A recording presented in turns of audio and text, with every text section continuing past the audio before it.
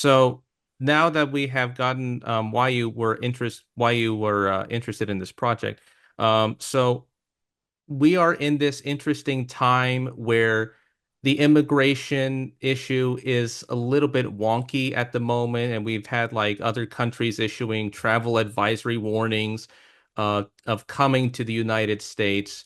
So, what would you say is the importance of this project in this interesting time period, and how would you get that across to those who want to understand the American dream?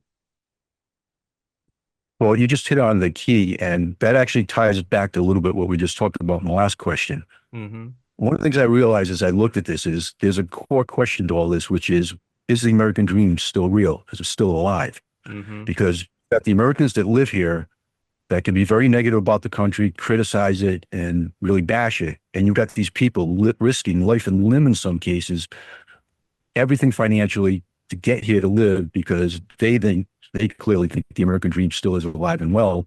But I Hmm. look at a lot of Americans who don't seem to think so. So we're at a time where I think that's a fair question.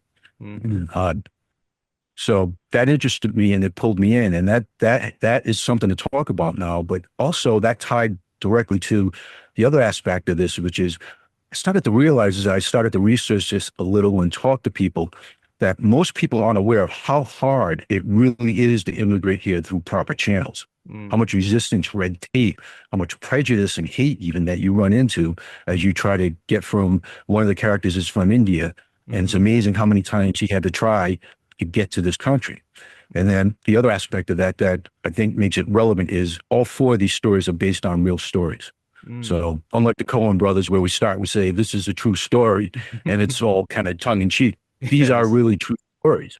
Hmm. So there's a lot of meat to this. Yeah, the immigration issue is, I like your word wonky. I'm not sure I want to apply it when I'm talking about the script. Tess would Hmm. appreciate that. But by the way, when she approached me, that was another reason I didn't want to take the project. I told her, I said, everyone's focused on the southern border and the illegal immigration. And Hmm. this story is about the legal immigration. So it was really a new issue, some issues that only people are aware of, and getting to is the American dream still alive question, which is really kind of at the heart of the matter, because these immigrants trying to come here legally, they want that worse than anything. Like I said, they're willing to risk everything for it.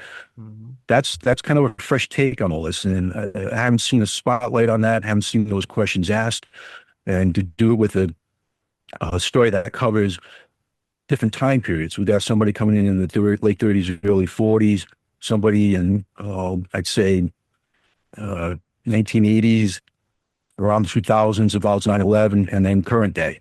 So we're Hmm. covering a huge time period too. So that makes it a little fresh, if you will, and something that might be of interest to people. That's at least that's my belief. Clearly, I have some passion for it too. Yeah. So I hope that answers your question.